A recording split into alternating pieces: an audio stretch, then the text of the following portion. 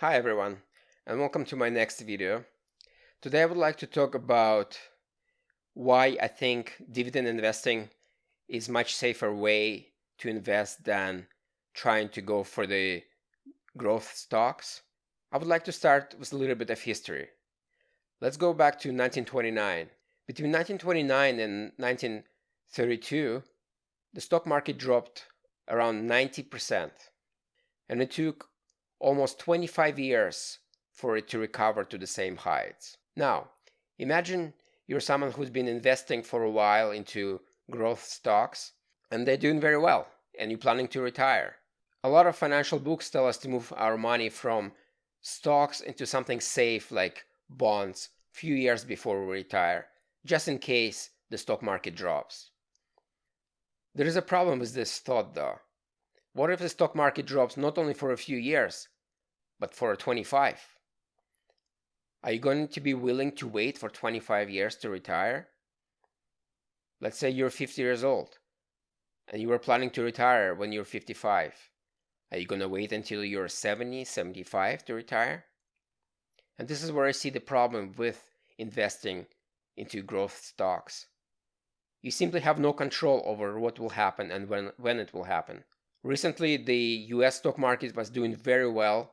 Unemployment was very low, and all of a sudden coronavirus happens. We simply don't have control over those type of things. Now, very important point to understand is that the share price quite often has nothing to do with the underlying business of the company. The company still could be making a lot of profit. Profit could be actually going up. Price of the shares could be going down. To illustrate that, let's look back a few months ago. DGAA index dropped around 37% in 2 months. At the same time, most of the companies on the stock market dropped as well, including companies that specialize in pharmaceuticals. Is there a reason for them to drop? If you think about it, not really. Their underlying business didn't change. People still need to buy medication, and if anything, the one who would be benefiting from the coronavirus because they will be developing vaccines to supply the whole world population. Yet their stocks dropped as well. Also, an important observation. During the Great Depression, average dividend payout was 14%. That's not because they kept increasing their dividends. It's simply because the company's shares dropped in price. But a lot of companies were still making profits and they were still paying dividends. As a matter of fact, there is a lot of companies that paid dividend for over 100 years. That's including during the Great Depression, during the both world wars, and even the Spanish flu epidemic. Also, during the recession, dividend paying companies tend not to drop as much in price as overall stock market. And there is a reason for that. Because people tend to flock away from the growth companies to the dividend paying companies to make the passive income. When I purchase dividend companies, I tend to purchase companies that, in my opinion, are recession proof. Now, what are the recession proof companies? Let's think about it for a minute. If the economy gets bad and you even lose your job, will you start brushing your teeth once a week only? Or take showers once a month? Probably not. You're still going to brush your teeth, you're still going to take showers. So I tend to buy companies who manufacture products that are used by anyone, no matter what's happening with the economy.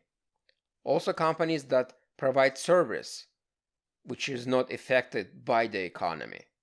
For example, Procter & Gamble makes a lot of products that we use in our everyday lives. Toothpaste, Crest, they make shampoo, Head and Shoulders, Pantene Pro V, they make laundry detergent, Tide, Gain. They actually have 22 products that generate over $1 billion in sales every year. Another type of companies that I like to purchase are utilities companies.